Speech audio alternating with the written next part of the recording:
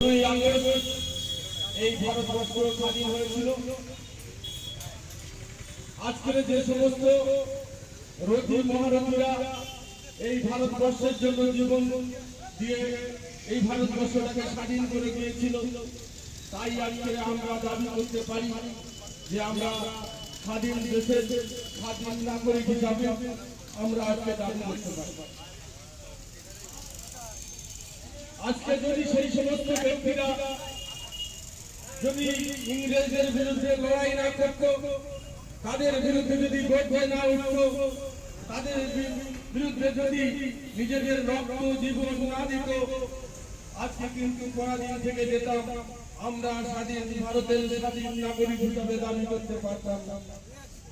তাই মাস্টারদা সূর্য সেন, বিনয় বাদল দীনেশ, শহীদ ক্ষুদিরাম মাতঙ্গিনী হাজরা, নেতাজি সুভাষ চন্দ্র বসু, মহাত্মা গান্ধী থেকে শুরু করে বহু ভারতীয়রা দেশের জন্য জীবন দিয়ে তারা আজকের এই ভারতবর্ষকে স্বাধীন করে তুলেছে।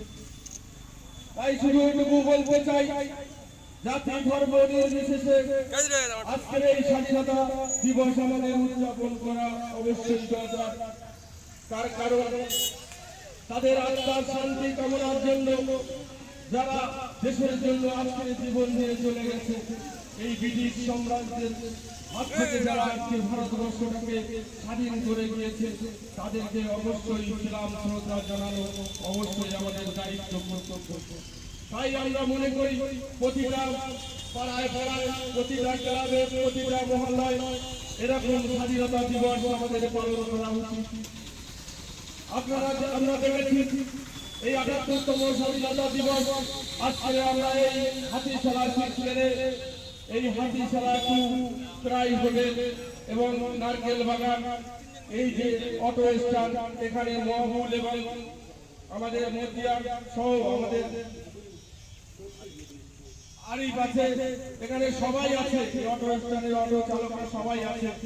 আজকের এদের নেতৃত্বে আজকের এখানে আমরা এই স্বাধীনতা দিবস পালন করলাম।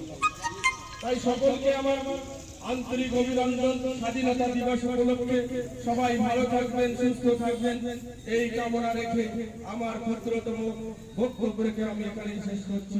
জয় হিন্দ।